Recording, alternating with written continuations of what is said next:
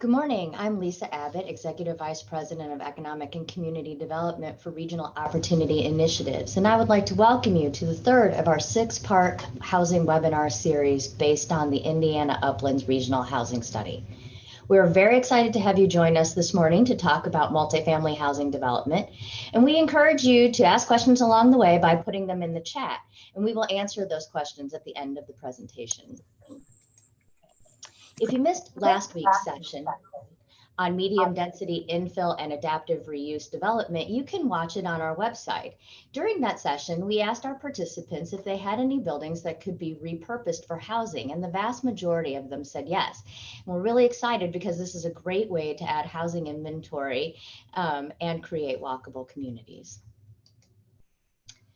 Our next seminar will be Tuesday, October the 6th, and we are hosting the IU Center for Rural Engagement, who will talk about the Hoosier Housing Ready Toolkit. That's a little unusual, it being on a Tuesday instead of a Wednesday, so I want to make sure you got that on your calendar. If you aren't already registered, you will absolutely want to do so. So today we're going to talk about multifamily development, both subsidized and market rate. The housing study shows that in every county, we have a substantial number of households that are cost burdened, which means that they're spending more than 30% of their gross monthly income on rent. So there's definitely a need for affordable or subsidized housing in the region.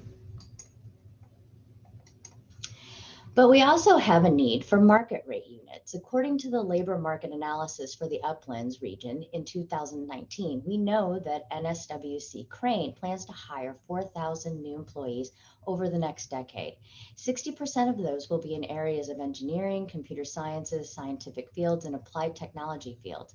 Employers stated that the housing stock available is not adequate and presents a challenge in both recruitment and retention of new employees, especially for those coming from outside the region with expectations of maintaining or improving their quality of life. So today, to talk about multifamily development, we have with us Chuck Heintzelman of Milestone Ventures and J.B. Curry of TWG Development. Chuck is the principal of Milestone Ventures, Inc., and has worked in the community development and affordable housing industry for almost 26 years. In 2000, he co-founded Milestone Ventures, which has since developed and reserved over 1,700 units of affordable rental housing in Indiana. Chuck's prior experience includes serving as the planning director for the city of Huntington and tax credit administrator with the Indiana Housing Finance Authority.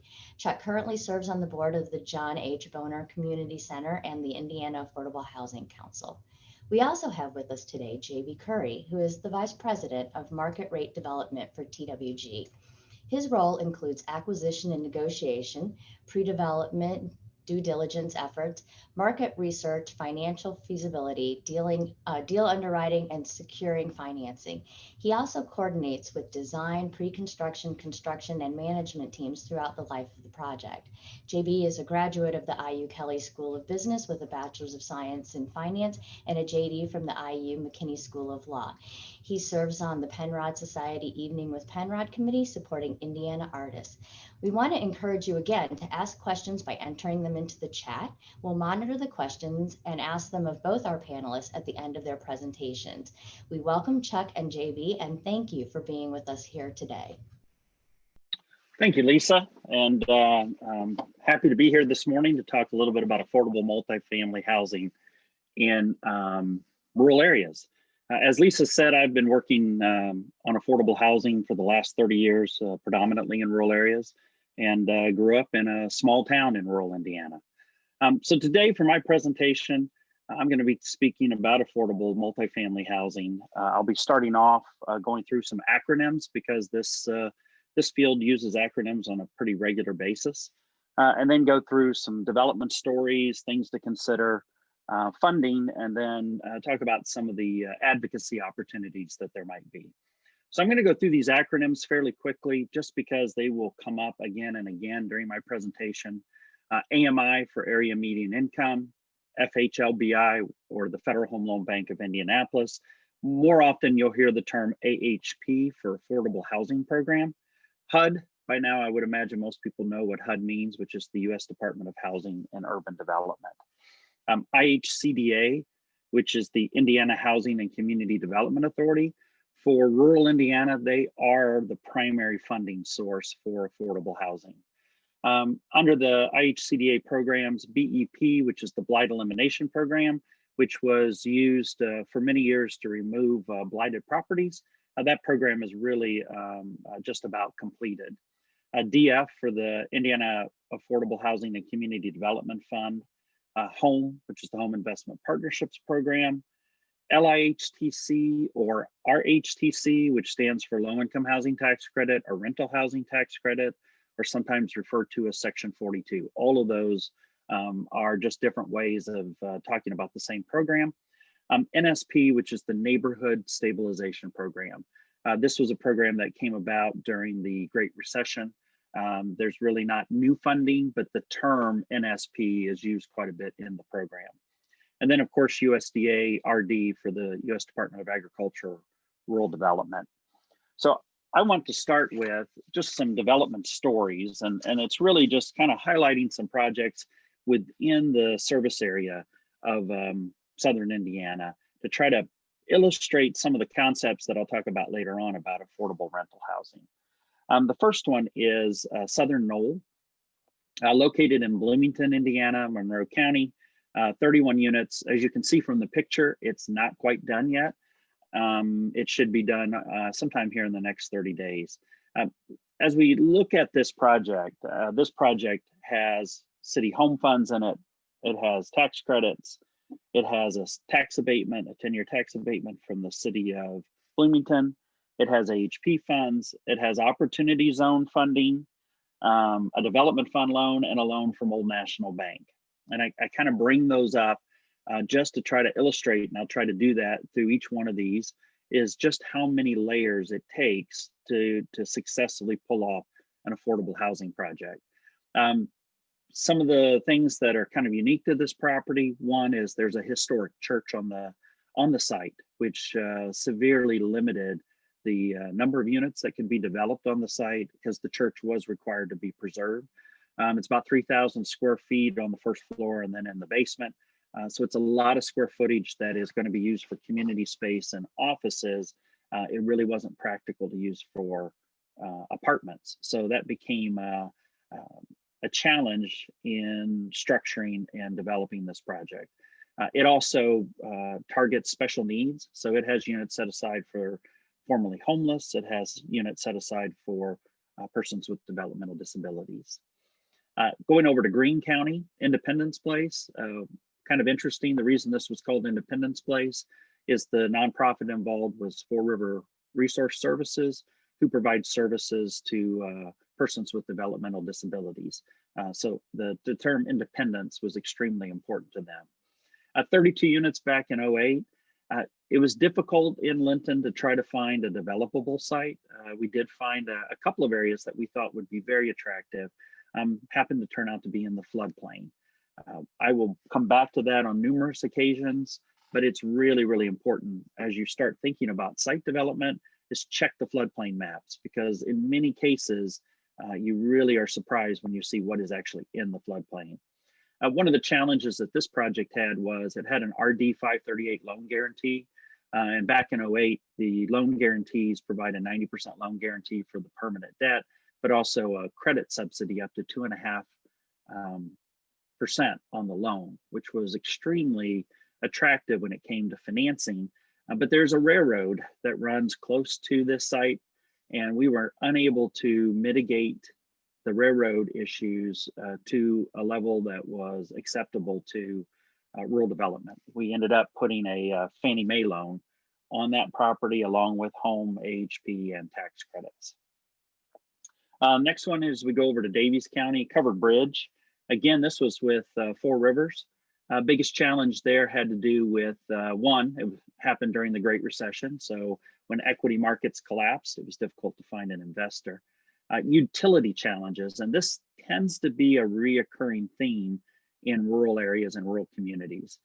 We had to go a fair distance to tie into the sewer line, and it just so happened that the sewer line was not clearly located in the public right of way or the public domain, which then ran into a number of ownership issues with regards to easements, dealing with property owners, and so forth. This one was, I thought, kind of unique because Four Rivers, again, serving persons with developmental disabilities, came up with the idea that it can be difficult to manage relationships or personalities when you have four residents sharing a 4-bedroom apartment. So we built two bedrooms next to each other and put a connecting door in so that much like you would see in a hotel. So that way the service provider could provide services to 4 residents at the same time, but they only had to find compatible relationships for 2 people at a time, and it gave more space for the residents to spread out. Again, on Covered Bridge, it took tax credits home, AHP, private loan, and so forth. Eagle Place over in Martin County is an old school. This one was a real challenge in Lagodi, and that had to be with the size of the school. We applied for tax credits a couple of times and were unsuccessful. Ended up having to buy the building in order to keep it from being sold for other purposes, which is not something that I recommend. You don't want to buy property until you have all the funding lined up, but we did it anyway. We developed this in partnership with Hoosier Uplands and ended up going back to the Finance Authority and figuring out a way to make the building actually 2 phases that were developed concurrently using home and AHP funds. The building is has more square footage than 20 units. So we had to manage that fact because we could only afford to develop 20 units. Next, one of my favorites over in Lawrence County, Stalker Apartments. Beautiful, beautiful old school. Challenging name to the point that the investor asked us if we would be willing to change the name of the project, but it was important to preserve the history of this building. Again, it had home, tax credits, AHP, tax abatement, was originally planned to be 21 units, but at the time that we went out to bid, construction costs went through the roof. A lot of that had to do with a massive building campaign that was going on in Bloomington at IU, and we had a $1 million cost overrun. So we ended up having to reduce the project size from 21 units to 18 units. And again, you can see it's a historic structure. So a lot of different challenges, and we had an unreasonable seller. And this was one where the building was in horrible shape, and we ended up having to buy the building before going out for the financing. Again, I do not recommend it. We did it twice and got lucky twice. I don't think I want to roll that dice again. Going over to DuBois County, Stork Place is, it used to be a hospital many, many years ago. Then it was a nursing home, and then it was sitting vacant in downtown Huntingburg. It was just not competitive to use tax credits. So this is a building that would not have been redeveloped, in my opinion, had it not been for the neighborhood stabilization program that came out through the Great Recession. We were able to use those funds, they were grant funds, working with TRICAP, to convert this building into senior housing. And then also there's a component of some scattered site, single family homes that had been in foreclosure that were rehabbed. Again, the scattered site added a challenge to this, but it was necessary in order to get the funding to redevelop the Stork Place building. Next, we go over to Orange County. Orange County, what we highlighted here was Lost River Place 1 and 2. Also, projects that we've done with Hoosier Uplands in Orange County include the Paoli High School. For anybody who is from the area, Paoli High School is now 24 units of affordable housing. And then the downtown on the square where the fire was, the redevelopment of that corner, which used, again, significant layers of financing, including New Markets tax credits, which I'm not even going to talk about in this presentation because it's really not a vehicle for affordable housing. We were just able to layer it in to get that project done. Whenever in Orange County and Harrison County, sinkholes, karst features have always been a significant challenge. In Orleans at the time, back in 2007, when we did the first phase, we had to find a property that was within close proximity to the sewer plant, because the sewer infrastructure within the city began to become inadequate the further you moved away from the sewer system. Again, this one, the second phase was developed during the Great Recession, which created a lot of challenges because of the equity market collapse, but was benefited from the fact that we were again able to layer in home tax credits, AHP, and then for phase two, a program known as 1602, which is no longer available, but that was just to help to offset the lack of investment equity during the Great Recession. Moving over to Crawford County, Marengo, had to put rock in here. This was one of my favorites. This project involved the acquisition rehab of an existing property and then across the street, a new construction. Again, utilities are a challenge in the smaller communities, but the biggest thing was on the new construction, we ran into a lot of rock, which is to be expected in Crawford County. Unfortunately, our soil boring seemed to hit everywhere where there was not rock. The last one is New Horizon Apartments going over to Washington County. This was an acquisition rehab of an existing RD 515 property. Again, working with Hoosier Uplands on this project. With them being a not-for-profit, they were able to secure home and AHP, assume the RD 515 loan, and bring those grant dollars to bear on this property that was in need of rehab. Challenges with this property is that because of the topography, where it sits, accessibility became a challenge. And then towards the end of the rehab project, one of the buildings burned down. And that always adds to the challenges that are associated with it.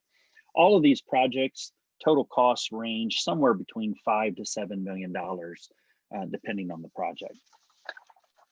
So what are some things to consider when you're developing affordable housing? Most important, very, very important, is market demand. And in rural areas, right sizing a project, I think, is absolutely critical.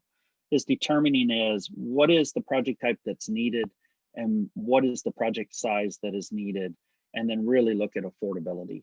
If you look at the maximum rent limits that are permitted in many of these counties, those rents are far above what would be considered affordable, just given salaries and household income within those communities. So one of the things that we always recommend is always do an informal market survey first. Call some of the local properties, identify where they're at, find out what they're charging, find out what their vacancy rate is. Long before you want to order a formal market analysis, which can run you $4,500 to $5,500, you want to know that there is a market and a need so that you're not wasting your money. Then you need to look at the local climate. Again, is what is the receptiveness of the local community?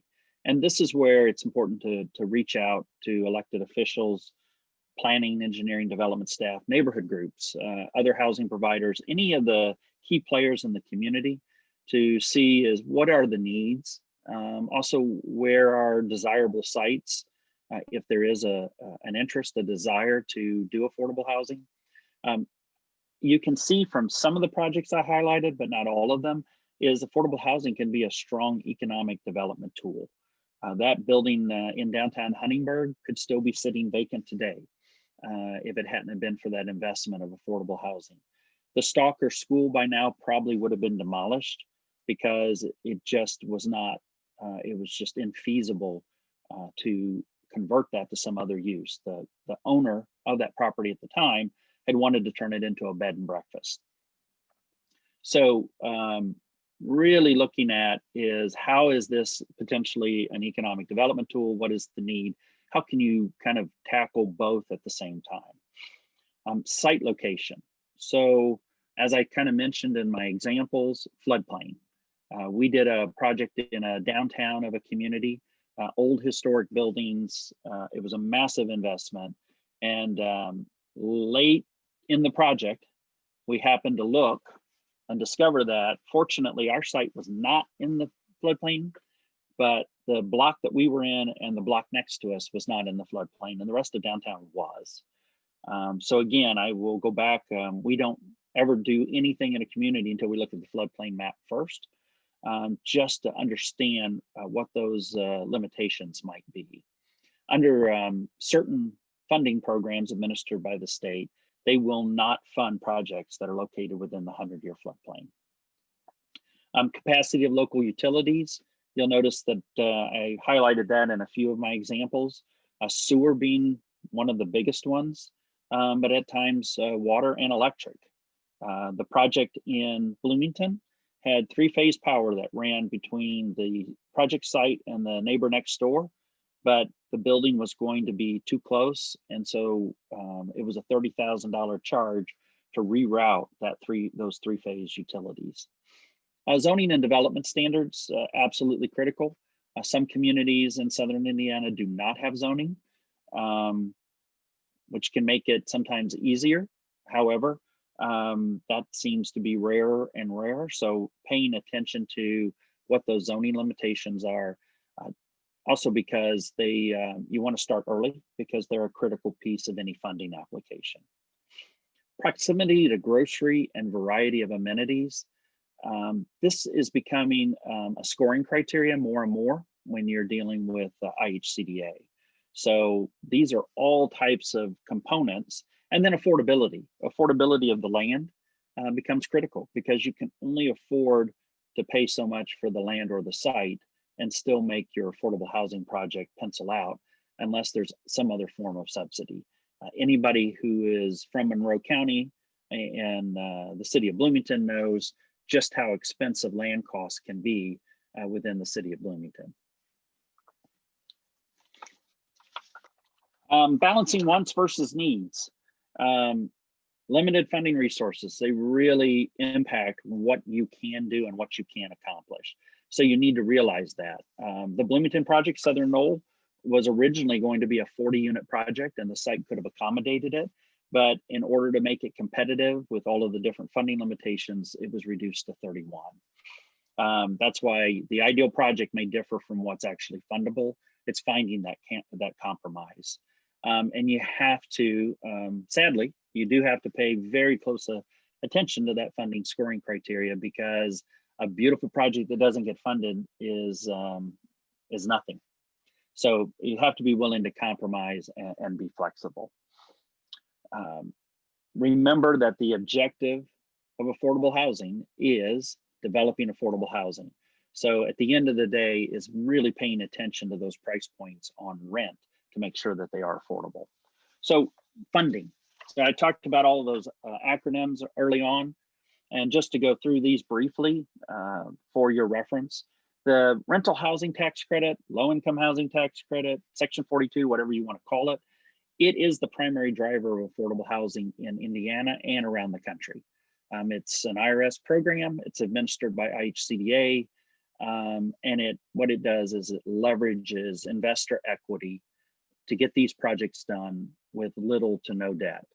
On all of these projects, the debt loads are very low, and many of them have none. If we go back just off the top of my head, Stalker School has no debt. Stork Place has no debt. The College Hill project in the old Paoli High School in Paoli has no debt. Covered Bridge in Davies County had an $85,000 permanent loan. So it really has an impact. Debt is a necessary vehicle at times, but this equity allows you to get to that affordability. So they provide that equity investment. They get 10 years of federal tax credits, plus they get the depreciation on the property. So the developer builds the project. They really can't benefit from the tax credits because those tax credits are so large. When you hear about a $600,000 tax credit allocation, it's really $600,000 per year for 10 years. So it's really a $6 million tax credit allocation. And if you sell it for 80 cents on the dollar, that's $4.8 million of equity that's being brought into the project. Up until a couple of years ago, the tax credit program was capped that you could not serve households greater than 60% AMI. Now with a new program called income averaging, some of the units can go up to 80%. I think this is a huge benefit, especially in rural areas, because so many times there are households between 60 and 80% in need of affordable housing that could not be served by the rental housing tax credit previously. It's a 15 to 30-year compliance period with the tax credits, and the competition is pretty steep. We've got in here, they allocate one of every 2 to 3 applications. It's kind of like 2.75. So it is very competitive. You'll see in 2020, they funded 18 out of 43, and 43 was a light year for 2020. And they gave out about 17.5 million in tax credits. The Home Investment Partnership Program, it's a federal program through HUD. It's administered by IHCDA for the balance of state that's not within a participating jurisdiction, which in this service area, the participating jurisdiction would be the city of Bloomington, who gets their own home allocation, albeit very small. It can be used to fund new construction and rehab. It can be granted or loaned. In 2020, IHCDA received about $14.6 million. And it's really geared towards not-for-profits, but it can be a very creative funding source to accomplish rural projects, especially smaller projects. Next slide. So it has a 5 to 20-year affordability period for rental. It is below 60%, so you do not get the ability to go up to 80% on rentals. But if you're doing home buyer, you can go up to 80% of area median income. One thing is whenever you have a HUD program, it is going to bring in all the federal compliance, environmental review, Uniform Relocation Act, Davis-Bacon wages, which can drive the cost up significantly, Section 3, which is trying to utilize local low-income households. The Affordable Housing and Community Development Fund, it is a low-interest loan program administered by HCDA. You can get up to $500,000 at a 3% fixed interest rate. 50% of your beneficiaries or the households you serve have to be below 50% AMI, which is area median income, and then the remainder below 80%. AHP, extremely valuable resource from the Federal Home Loan Bank. You can use it for new construction, rehab, or rental housing. It is a grant. You do have to work through a member bank. We are very fortunate that Old National Bank has been a great partner. But over the years, Merchants Bank of Indiana, Old National, First Merchants, there's too many to name, but all of the banks, many of the banks in the throughout the region have been big supporters of the AHP program. You can get up to $500,000, but it is capped at $50,000 per unit. They had about 14.8 million in 2019. You got about a 50-50 chance, 15-year compliance period, and they do provide incentives for targeting lower income households. The 538 housing loan guarantee through rural development, it's not used extensively. It should be on the next slide. They used to have an interest credit program, so if you got the loan guarantee, then you could get an interest credit, which was extremely valuable. It will go up to a 40-year loan term, and it does allow you to target renters up to 150% of AMI. We don't use it as much anymore once the interest credit subsidy went away.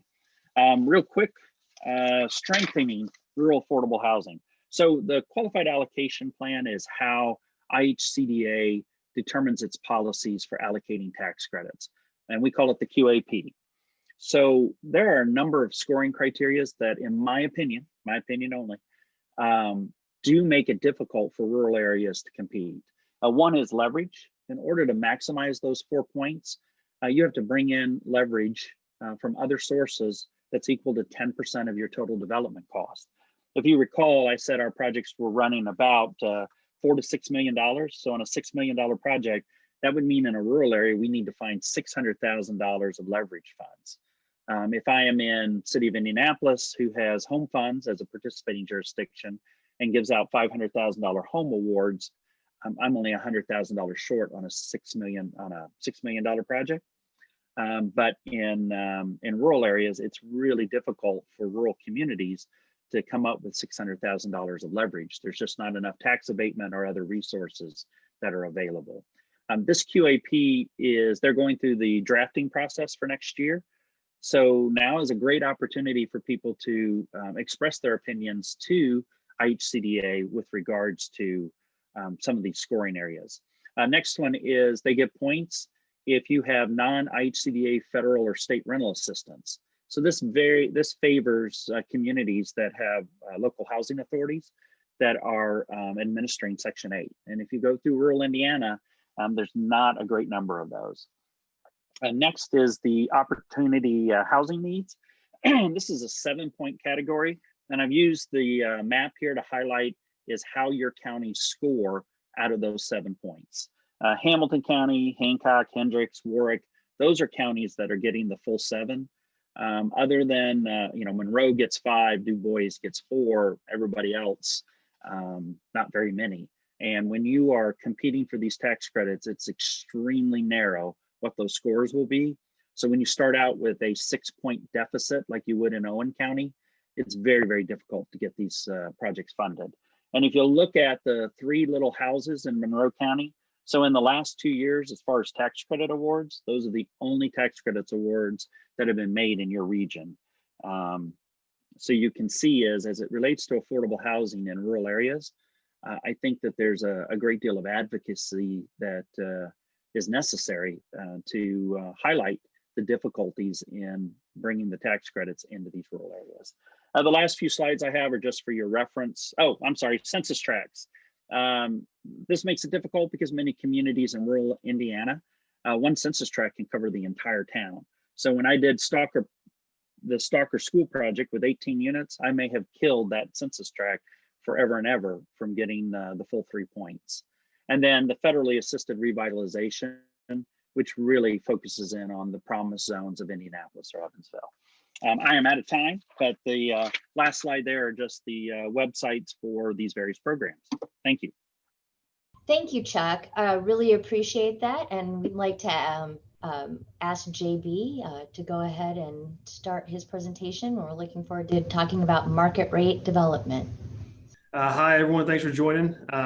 As Lisa mentioned, my name is JB Curry with TWG Development.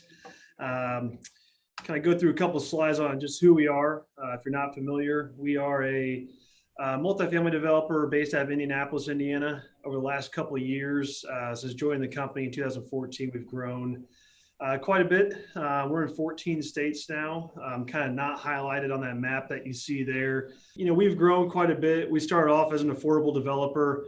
I joined in 2014, just a hair before I got here. We started looking into more market rate transactions. So we are actually down in Louisiana and Alabama as well, and just had a tax credit award, a 9% award out in Arizona. So starting to grow a little bit throughout the country. We kind of joke that we're coast to coast as developers, but that's really just because we barely got into Washington out west, and Georgia just barely touches the coast over there. But primarily the Midwest, that's where we're based out of. This is our development team. On the affordable housing side, many of you might know John Sullivan or some of the folks that work with him. I think Travis is listening as well here today as an attendee. And we've kind of broken off into affordable and on the market rate side. They're just different type of deals, different type of underwriting as well. So not as many deals on the market rate side, hence a smaller team. They're typically larger transactions. So just a little bit different deal structure, different way we look at things. So that's kind of how we're broken up as a company in development. This gives a little snapshot of our actual deal sizes and projects. Kind of like I mentioned, on the left-hand side, you can see the market rate deals, definitely fewer of them than the affordable side, but they are typically bigger projects, and a lot of them being in downtown cores, often have some sort of mixed use component to them. So hence the commercial space there. And on the affordable side, far more deals, more unit count as well because of the deals, but it's almost about to be a 50-50 balance just on kind of deals we're looking at across the board. However, there's just far more on the affordable side. I often kind of get asked, what's the difference between market rate and affordable housing? I will try my best to explain. And if you know this, hopefully I can provide some kind of new information for you, but kind of Chuck was, working through the affordable housing side, he's done a number of deals that are even less than 50 unit counts. But typically, with our 9% low-income housing tax credits, usually on a new construction deal or even a historic rehab, we're usually in roughly a 50 to 90 unit range. It works with efficiencies with construction. 90 units is pretty big for the state of Indiana. Our deal in Arizona that was awarded is actually 90 units, but most of them here in the state are anywhere from 50 to 70, roughly. The 4% bond deals, which is a non-competitive structure, those are a little larger and typically mixed income projects, but those are all funded really through various tax credits, whether it's the LIHTC with the federal. Some states have LIHTC as well within their state, or historic tax credits. Our average LIHTC deal size that I looked up through the 63 projects is 11.4 million all in. So that includes land, all your construction costs, all your soft costs, any fees, financing fees, the whole gamut. That's the total deal size. I'm kind of flipping to the market rate. When I say conventional financing, that's really just simply putting debt on a project and raising cash equity from a private investor.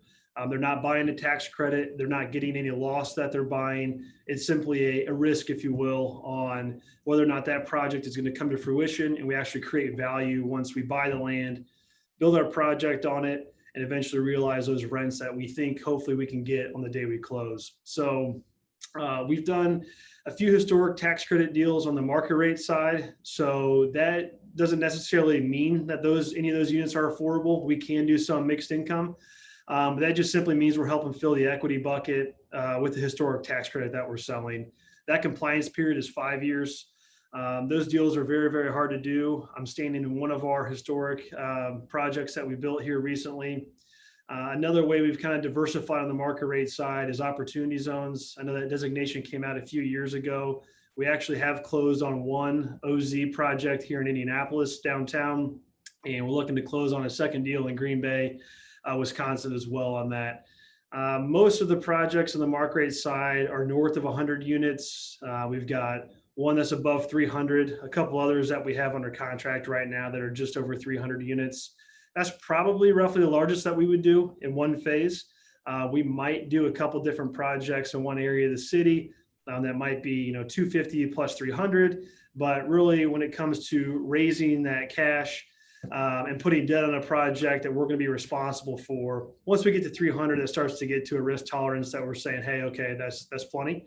Our equity sources, a little bit across the board, but for the most part, high net worth families who have diversified from a previous business they may be sold or looking to invest their money and trying to, consider the stock market, bonds, maybe venture capital, but also real estate. That's who we work with, those groups. They might write a check anywhere from $5 to $15 million. We also have funds, kind of syndicators who will raise money from individuals and families as well that have invested in our projects. And then the P3, public-private partnerships with municipalities and cities. Those have helped get market rate deals done where we otherwise couldn't do them. I think that's kind of why I'm here today. Those deal sizes are almost triple the LIHTC. We're just about $32 million on those average deals that we've done to date.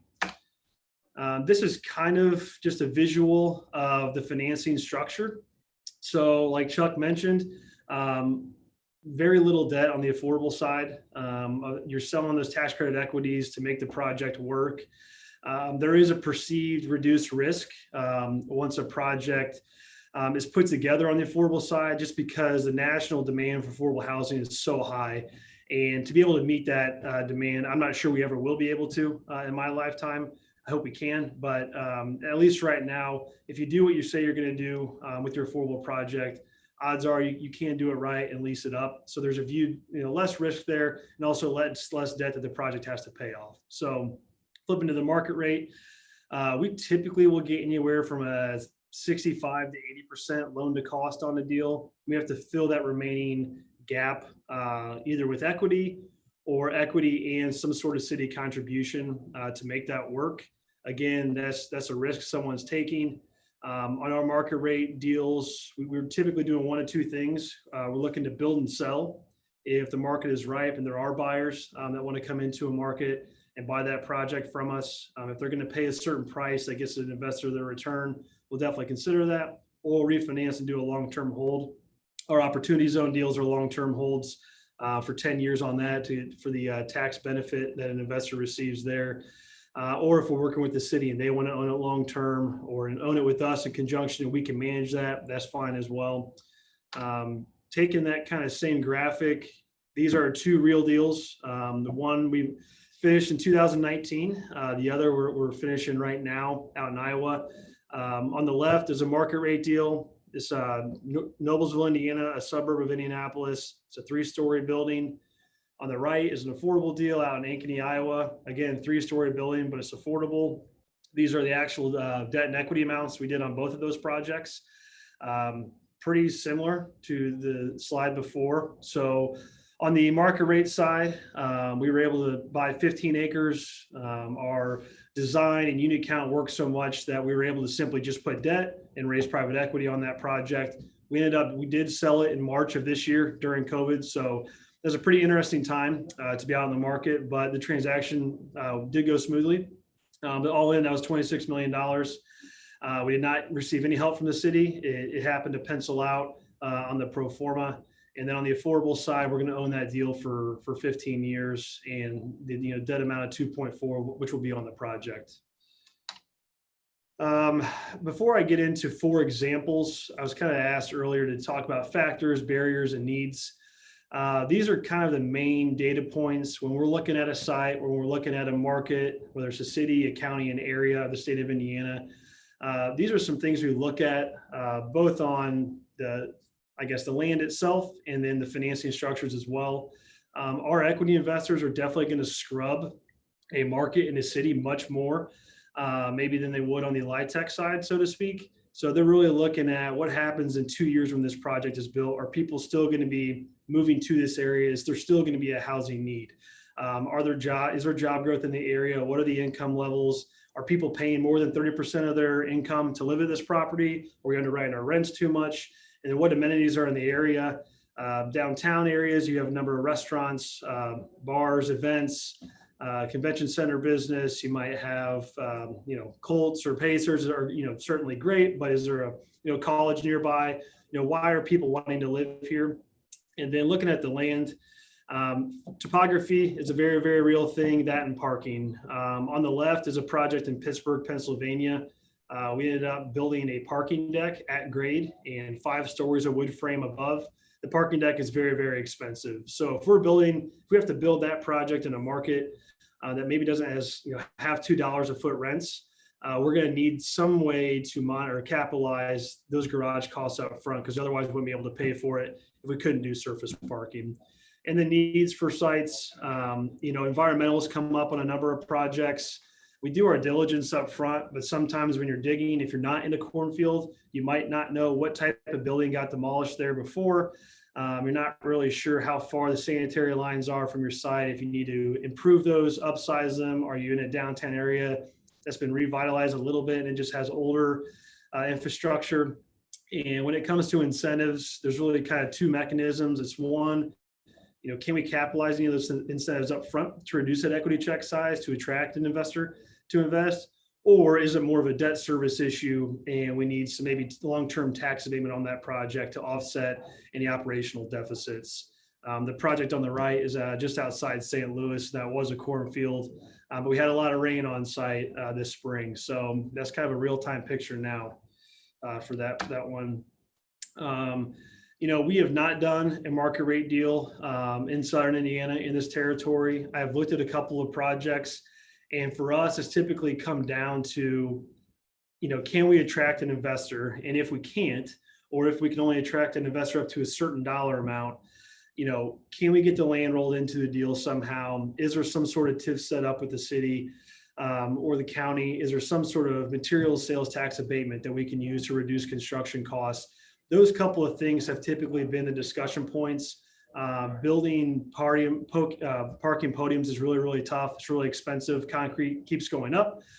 Pricing is going up. Labor has gone up as well because everyone in the country is busy, and that's not just specific to Indianapolis. We see it in a number of markets that we're in out west. and down south. So for us, those those factors and barriers are things we look at, looking and building in southern Indiana. For kind of incentivized developments that we've done, are in pretty good sized markets, so to speak. And even then it was still tough to get some of these projects across the finish line. So I'm just going to kind of walk through these four, the real examples. And we'll kind of start off with our deal out in Des Moines, Iowa. So this was the capital stack on that $40.3 million. On that project, we got a pretty high construction loan. If you remember from the financial crisis back in 08, 09, the Dodd-Frank Act that got established, and the highly volatile commercial real estate section of that limits construction lending up to 85% loan to cost. So you need to bring some sort of cash equity, at least 15% to make a deal work and acceptable by banks. On this one, we usually, like I said, 65 to 80% is pretty much the most that we're going to get. On this one, we used a local Iowa bank who was comfortable with the deal, comfortable with the market. So they ended up lending up to 78%, which is fairly high. We were not able to attract that $8.8 million for an investor. They ended up cutting the check for around $4 million. So the city really stepped in and helped us out on this project. It's in an area of Des Moines that required an underground parking garage, a number of environmental work, and we also built a pedestrian plaza. As a result, for their contributions that you see, we kind of negotiated with them and we committed 20% of our units at 80% AMI. So that's more or less workforce housing. Affordable housing is somewhat defined between 30 and 60% AMI. Then you have market rate. So that gap there is at 80 to 120 AMI in that range. So we committed those units there. They're the same type of build out that you'd see for a market rate unit. They're scattered equally throughout the project site. You would never know which unit was market rate, which unit was 80% AMI. They all look the same. This is a picture of the completed project. The underground parking garage, again, was extremely expensive. We built on top of a water table, so we dealt with flooding during the project. What you see is just the 4 stories above wood frame there above grade. This is kind of an aerial looking down at the project. There was 2 buildings technically. There's the plaza to the north there that we gave a public easement to the city, so anybody can walk and hang out there and possibly hold events in the future. And then inside you see a private resident courtyard. On the market rate side, it's very much a race on the amenities. You can't use a pool very often in Indiana. You can't do it in Iowa either, but you still need to have it. And then dogs are a big thing. So the dog run there is almost the size of the pool, which is pretty remarkable, but everyone has dogs. And there's the actual dog park there. You can see in the middle, the courtyard space. It looks great. It's heavily landscaped. That's a paver system. Those square concrete pavers you see, and the outside of the project. We're finishing up right now as we speak. So that project was definitely a strong partnership with the city of Des Moines. We were able to make it work. The investor was comfortable with the incentive package and the debt we put on it. So that's how we were able to get that deal capitalized. And now we're pretty much done with the project. Another example is here in Indianapolis, Indiana. This is the old Ford Motor Assembly Plant. It was built in 1915. This kind of runs almost more like an affordable deal, although almost half the project are market rate rents. You can see on the right, a majority of these units are at the workforce housing rent level. This site sits 1 mile east of the Circle here downtown. We use a number of financing sources on this one.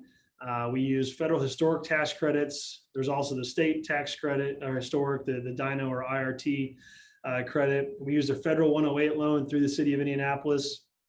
We did set up a single site TIF for this site. So we are be able to recapture some of the taxes we're paying by going back into the project. We were able to monetize up front. We had 2 different federal OCS loans, and we also had to defer some fees to get this one done. The debt is much lower on this project, but you can see the rents there at $129 a foot, much lower than the project in Iowa I just showed you, primarily due to the workforce housing component to this. So we were not able to raise private equity on this, and that's why we're able to use the historic tax credits to make this one work, and the city of Indianapolis's help as well. So this is the building. This is how it looked when we bought it. When this drone photo was taken, we were actually doing some selective demolition to try to work through that. It was a huge undertaking. This building needed a lot of care. through the process. Inside, you can see the old crane bay where they used to pick up Model Ts and take them to one floor for the upholstery, take them to the next floor for other manufacture or other assembly throughout there. So you can see we ended up drilling down 2 atrium spaces through the middle of the building. So we could kind of create like an 8 figure 8 for a double loaded corridor. And then on the right is the roof. Again, pretty poor shape. We have some windows there that just basically were non-existent. And this is how it looks today. We're about 25% leased in the project. The amenity space there is on the right. That's up on the roof of the building. And that's one of the sample units. On the left, the model. We had to buy all new windows, and that went through the historic NPS process. We had to get approval, but they turned out really, really great. They're huge windows you don't get in most apartment complexes. And then if you remember a few slides ago, that beat up roof I showed you, this is what it looks like now. And here's a view of downtown Indianapolis. So although lower rents here, great amenity space on site, very close proximity to downtown. Yeah, and we're really glad with how things turned out. Third example, Flats at Switch is a deal up in Fishers, Indiana.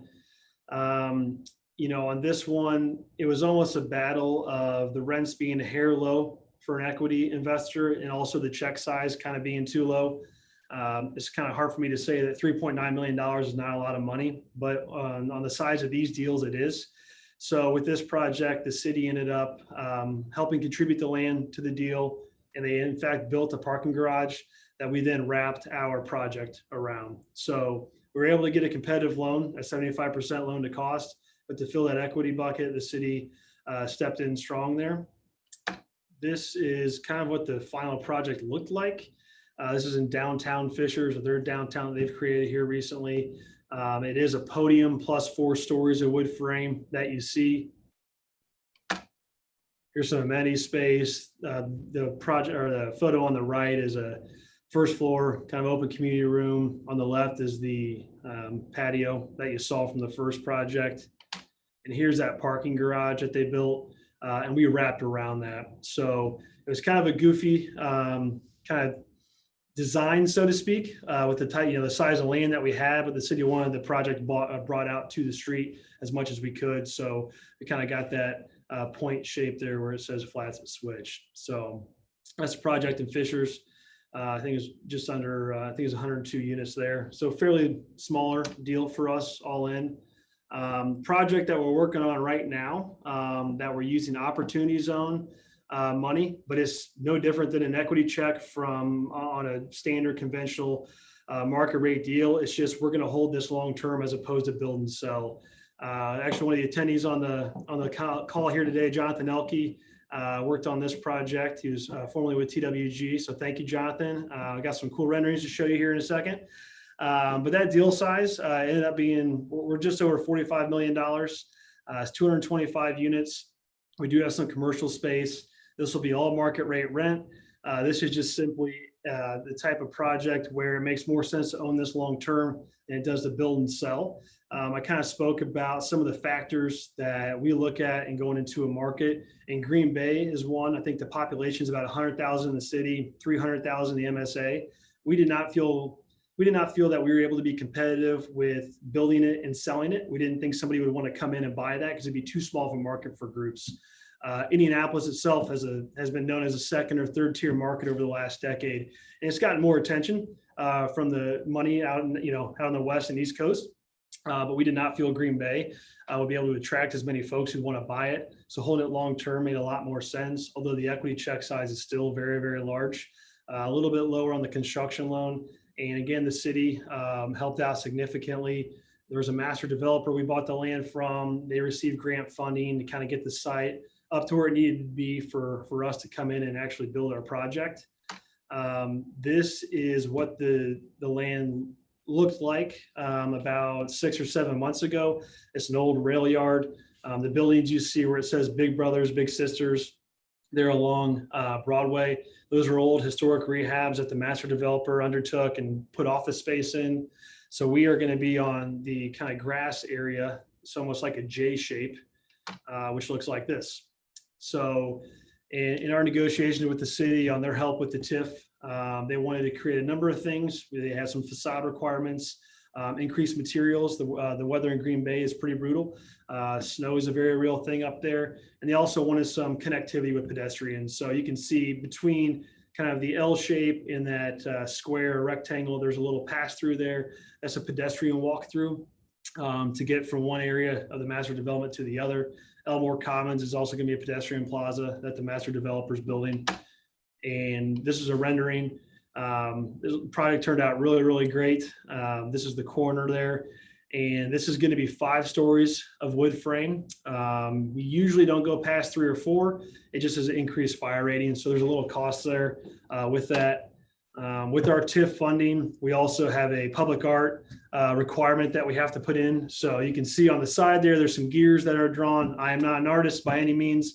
I don't know if that's what's actually going to get put up there, but we do have space for public art to be put on the project. So we just kind of want to display what that would look like. We've got some retail space that we're building as well to kind of create some more activity there. There will be units at grade as well. And no pool here on this project. We didn't have any room, and Green Bay is even colder than the Midwest. So we do have some outdoor amenity space on the roof. We're going to have some heat lamps and some ability to open up those doors and those windows slide.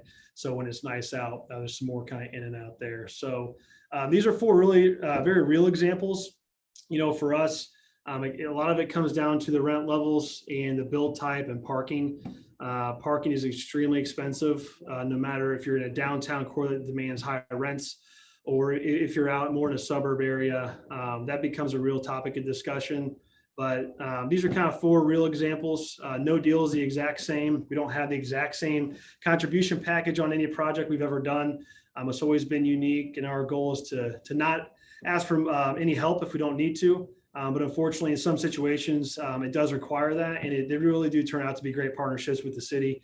We go through their design process and everything. So I think I'm right on time there, about 25 minutes. So I will kind of hand it back over and happy to answer any questions. We do have some questions for you guys today. So the first one goes really, I think, to both of you. Do either of you have any experience with any projects using national trust funds? And they're interested in any observations you have on the use of national trust funds. And I'm also going to add to that because Indiana also has a trust fund, a housing trust fund as well. And if you've had any experience with the Indiana fund, I'd like to hear those as well. So which one of you would like to go first? I am not familiar at all with the National Housing Trust Fund. I know we as a company have not used it, and I admittedly do not know about it. So I'm not very much help for you. Sorry. That's okay. Chuck? And it's ironic because I cut that slide from my presentation because it was getting too long. So the National Housing Trust Fund, it's administered by IHCDA. It is, from a federal standpoint, earmarked for households that are at or below 30% of area median income. And in Indiana, they target it only to permanent supportive housing for the homeless projects that go through the Institute. As far as the state's housing trust fund, when I refer to the development fund, that is the housing trust fund now. They've renamed it. It's got that longer name. We just always refer to it as the development fund, and it provides those low interest loans. So how complicated is it to use? The National Housing Trust Fund is very easy to use. It uses a lot of the home requirements as its safe harbor. So once you're familiar with home, complying with the National Housing Trust Fund is pretty simple. The nice thing is that where IHCDA makes home funds available on tax credit projects only as a loan, the National Housing Trust Fund is provided as a grant. And because of the amount of dollars and the number of projects, it can provide a great amount of subsidy for the permanent supportive housing for the homeless projects. Okay, well, that's a good segue to our next question, which touches on things that both of you talked about. So can a developer take advantage of both historic tax credits and opportunity zone benefits on the same project? Yes, you can. We've actually done it. So we did a redevelopment, our first OZ deal here in Indiana that closed last year. It was a new construction project, but it also had a separate building that was a historic rehab. So we ended up having a state historic tax credit buyer, purchase those tax credits. And then we have a separate investor who's investing with us on the apartment project, taking advantage of the OZ benefits. But you would not be able to be the historic tax credit investor and also get the OZ benefit. The OZ really is about bringing new money into an area that you have a capital gains on and deferring those gains and receiving that benefit, as opposed to just simply buying a tax credit. So yes, you can definitely do it, but it's not like an investor will be able to get kind of both benefits on that one check. That $1 has to go to one or the other type situation. But you can definitely do it. There's no restrictions against it. You just can't, you wouldn't be able to receive a benefit of both. Okay, so both of you, I think, mentioned opportunity zones. So can you talk a little bit about how complicated it is to do a project in an opportunity zone? I hope I can keep this short. Okay. The first struggle was no one had any idea what it actually meant. So when those designations came out, every city across the country, county, areas submitted to have certain areas or spots within a city that they wanted to see redevelopment occur in. And then it took a couple of years, and then that designation came out. I'm simplifying it, but generally speaking, that's what happened. In the time that those areas got identified as OZ, a lot of things changed. So a lot of the areas actually improved drastically. So our old office building was in a great part of town. It was in the CBD. It was right near Mass Ave, if you're familiar with downtown Indy, but it was in an opportunity zone. And that's because before we started our project, it definitely needed some incentive to redevelopment, but we already did that before the OZ came out. So I think number one was just getting people to understand what it meant. Number two, there's a little bit of, hey, if it's in an OZ, that must not be a good area of the city. Not necessarily true. And I think the third piece now is, especially with COVID, the financial markets have kind of been bouncing around a little bit. I think more folks are apt to a longer term investment instead of simply just investing in a deal and getting the returns back in 3 or 4 years. So what's occurred now is it's really just getting information out there. There are a number of accounting groups who have clients that they are reaching out to say, hey, look, we obviously know your individual financing. We can see where you could maybe, defer some gains or defer some tax payments by investing in a project. It's in real estate, but it's a longer term investment for you, but you're going to see a benefit there. So they are harder deals because it just hasn't been around for a while. Not everyone when they first came out before the IRS regulations really understood, hey, you need to hold it for at least 7 years, but you get the max benefit after 10 years. I think so for the last year, I guess in 2019, a lot of it was simply just people talking about it, just so everyone knew what really happened. When the regulations came out, a number of law firms and accounting firms were able to actually formally say, hey, here's our professional opinion on what this is and how we invest. So from there, as a developer, as we're raising money, there's just more of a scrub about the neighborhood when they're looking at a deal in an area. Why do people want to live here? What other developments are happening in the next 5 years when you guys are done building and when you're done, or starting to lease up. So there's just a lot more long-term look at the project. But for us, like I said, that's allowed us to diversify a little bit on the market rate side. Yes, we have several opportunity zones in our region, so we're very interested in that. Chuck, do you have anything that you want to add? Anything that we're missing there? I guess all I would say is that I think that for the moment, as JB highlighted, we're all trying to figure out opportunity zones. I don't see opportunity zones being a great benefit to affordable housing at the moment. And that is because, at least at the moment, if you're an opportunity zone investor, where that long-term hold is really the payoff, if you have to choose between a low-income project in Orange County or Lawrence County, or a project that TWG is doing close to downtown Indianapolis, the potential for return, I think, to the opportunity zone investor tends to be higher in some of the zones that are closer to higher income areas. So at the moment, we haven't really quite figured out. I did a small piece of it with Southern Knoll in Bloomington. And part of that is because it is Bloomington, but the piece was so small, it made no difference to the success of the project or not. Okay. All right. So Chuck, this question I think is really for you, but JB, feel free to jump in if you've got thoughts on it. But you did talk about the fact that you can now comment on the QAP. And so our question is, do you have any recommendations for terms that we should be advocating for in order to make our region more competitive for the 9% award? Well, where we stand at the moment is IHCDA is working internally. So what they typically will do is they will work internally and then produce a draft and then give us a few weeks to comment on. What I would recommend is I think that it's never too early to begin offering suggestions or feedback, even though they're not in the formal comment period. And I tried to highlight those areas that I think are the most detrimental to rural areas. I think the most glaring is that when you assign these opportunity scores to counties within the state of Indiana, this region hurts, as does most of rural Indiana.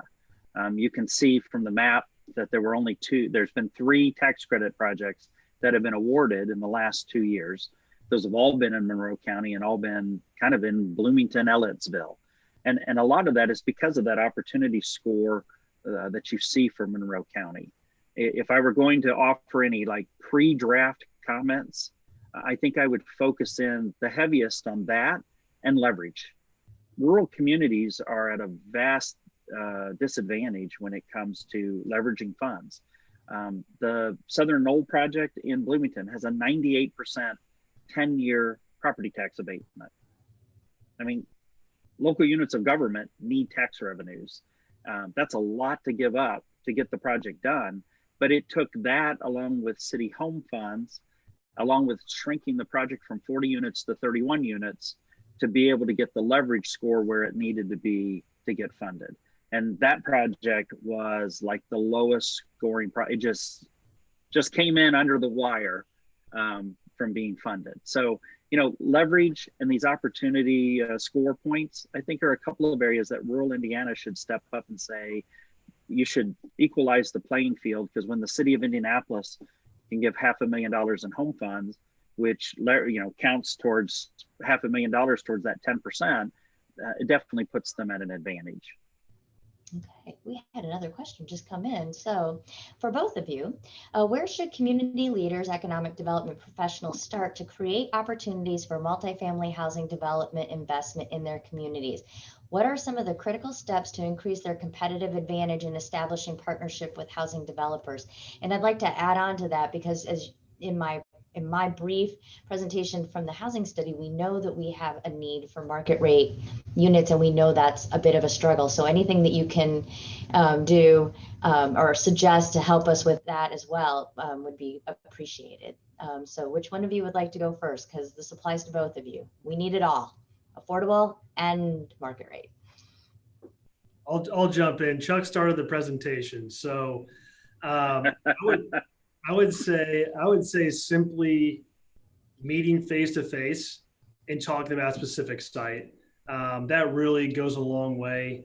I talked pretty fast in my presentation. I kind of showed you some of the underwriting metrics, but actually having a specific piece of land in mind and having a developer, whether it's TWG or whoever, underwrite that and explain why. We're very transparent. I prefer not to ask for incentives. Because like Chuck mentioned, cities, especially smaller areas, need that tax revenue. So really for us, it's sitting down and meeting. The best example I can give is that when we look at new markets, sometimes our affordable team goes out and tries to get a deal done somewhere or find land. Sometimes it's a market rate and then we switch. So the city of Pittsburgh, I had never really been there for work in a professional setting. Our affordable team was looking for land. They met with the redevelopment authority there, and nothing really worked out. As a result, they said, hey, if you have a market rate team, they should look at these couple of sites that they had out for RFP. And we're building on one of those right now. And I showed one of those pictures during my presentation. And that literally just started with hey, what do you guys as a developer, what are you looking for in a project to get something done? What are you willing to do? And then what are the cities or economic groups goals, and actually scrubbing a deal. So the very first one that we looked at we told them, hey, here's what we need to make it work. And it was just a flat no. And that's fine. I'd rather have that up front. We can go look at a new site. So it sounds very basic, very simple. But I think just having to sit down and very clearly speaking about one specific side or two or three, whatever the number is, and actually talking about why there's a gap. And both sides can disagree. It might not be the right timing, but you can have actual real conversations about it. That's been the most productive in my experience. I think we've seen that in some of our previous presentations, that building relationships is very helpful. So anyway, Chuck, you have any suggestions? I really can't add anything to what JB said because, those relationships, figuring out if it's doable, again, at least as JB said, nobody likes to ask for incentives. And especially as local units of government are struggling and continue to struggle. But right now, the way the affordable housing dollars are structured, you don't have a choice. And that almost becomes the opening gambit of, can we get to a leverage amount that will make the application competitive? Because in my opinion, if you can't get to those leverage dollars, it just isn't going to score. Okay, well, we have another question. What would you think about developing a local real estate investment trust or a regional real estate investment trust to attract developers? Yeah, I'll assume that question kind of comes from the standpoint of, hey, we're developing this REIT to invest in these deals to bring developers to an area. I mean, I definitely I'm personally not familiar with that concept. Most REITs are these huge conglomerates that are taking down large assets. I think it would be pretty tough. It wouldn't be any different than still trying to get returns, whether if you were a small investor or a smaller REIT. I think, I don't know, that's kind of a tough question to answer because I've never really thought about that. I just don't know who you would draw that money from as well. When someone could maybe invest on their own from that standpoint, but I don't think it's a terrible idea. I just don't know how you would put that together. I think that would probably be the toughest part, is actually putting that group together first. Okay. Chuck, do you have anything you want to add to that? I do not. Okay. I think that is our last question this morning. So we're going to put up our poll results.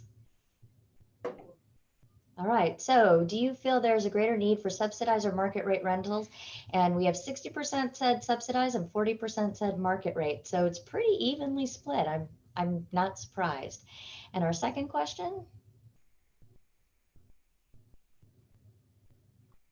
What do you think is the biggest barrier to the development of multifamily housing in your area? And we have, let's see, the first one is financing, and then construction costs, and then other and available land are tied, and then the market, the rental market. We talk a little bit in our study about how there's sometimes this assumption that developing in rural areas is much less expensive than developing in urban areas, but that's not been my experience. Has that been your experience? It has not for us. And part of that challenge is that when it comes to a pool of subcontractors, we typically are having to pull subcontractors from a wide geographic area.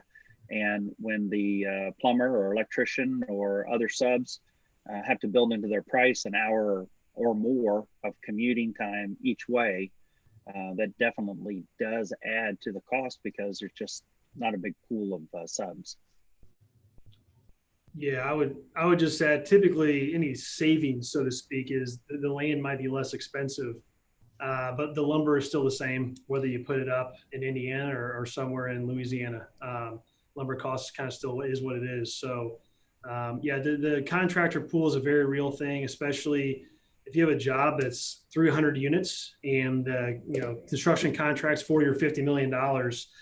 That's a lot of laborers, a lot of people on site that you need to get there. So that the travel is very real. All right. Well, I want to thank you both for a really informative session this morning. And for our participants out there, please note that we will be taking next week off so that everyone can attend the IU Center for Rural Engagement's meetings next week. And we will be picking back up on October the 6th, which is a Tuesday. And we're going to talk about the Hoosier Housing Ready Toolkit. So again, thank you so much for joining us this morning. And if you want more information about this, you can check out the housing study on our website. And if you, we'd like to invite you to join us for our 2020 annual report to the region and Uplands Innovation Awards on October 13th. And you can find more information in the chat or on our website. So thank you and have a nice day. Thank you, gentlemen. Thank you. Thanks. Take care.